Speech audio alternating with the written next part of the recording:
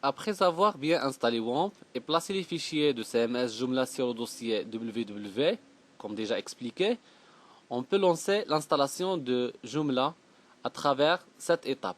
D'abord, comme vous voyez ici, vous devez spécifier votre langue pour l'assistant, pour les étapes de l'assistant d'installation. Et après, ici, c'est la préinstallation. C'est ici c'est une étape de vérification pour les prérequis. Et ici, la licence. Et comme vous voyez, l'étape 4, c'est la création de votre base de données et l'indication et le paramétrage de votre base de données. Ici, l'étape de configuration FTP. Et ici, l'étape 6, c'est la configuration de votre site. Alors, finalement, à la fin de votre installation, vous êtes demandé de supprimer le dossier d'installation. Alors, on peut débuter ces étapes. Comme indiqué ici, je peux choisir la langue qui me convient. C'est une langue qui sera seulement appliquée pour l'installation, pour l'assistant d'installation. Ici, c'est déjà la langue française. Et après, comme vous voyez, l'étape ici, c'est l'étape de préinstallation ou la vérification. Voilà. Je peux appuyer sur suivant. Ici, la licence, suivant. C'est ici une partie fondamentale et une partie principale. Alors, je dois fournir les éléments et les informations et les paramètres concernant la base de données. Pour le faire, voilà, je peux aller directement à mon serveur, localhost, et ici, choisir phpMyAdmin, et vous pouvez créer votre base de données. Voilà, je peux le nommer Pcari Info 2012.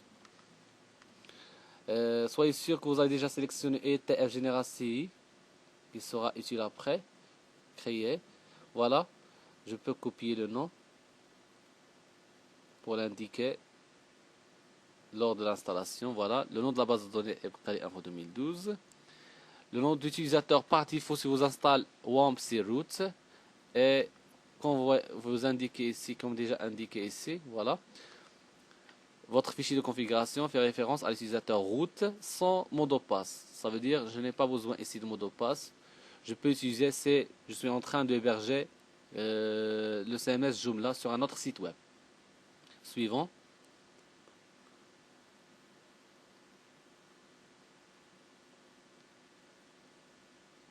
Voilà. Ici, la configuration FTP, c'est quelque chose optionnel. La plupart des utilisateurs peuvent passer cette étape. Suivant. Et c'est la configuration principale de mon site web, par exemple, le nom et l'email d'administrateur,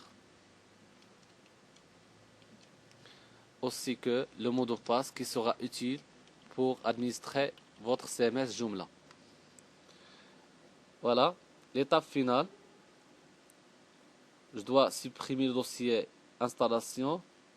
Je peux le faire manuellement, ainsi que je peux le faire automatiquement depuis l'assistant d'installation à travers ce bouton supprimer le dossier d'installation.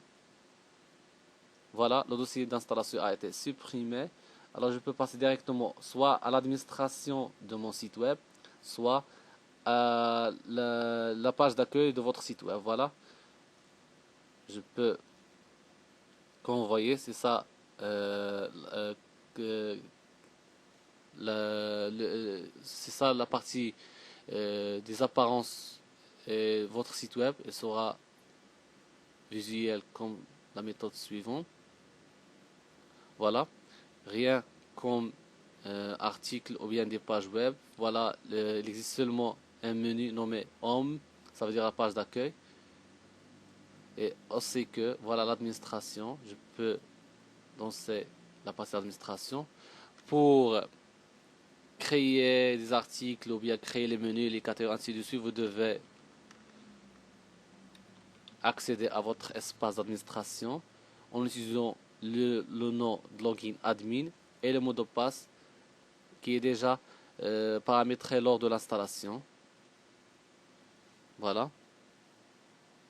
Comme vous voyez, c'est votre espace d'administration et votre site web sera avec le lien suivant sans l'ajout de dossier administrateur. Comme indiqué ici, voilà, j'ai copié le fichier. Voilà le site web, comme il sera apparaître pour les utilisateurs au public. Et ici, voilà l'espace d'administration.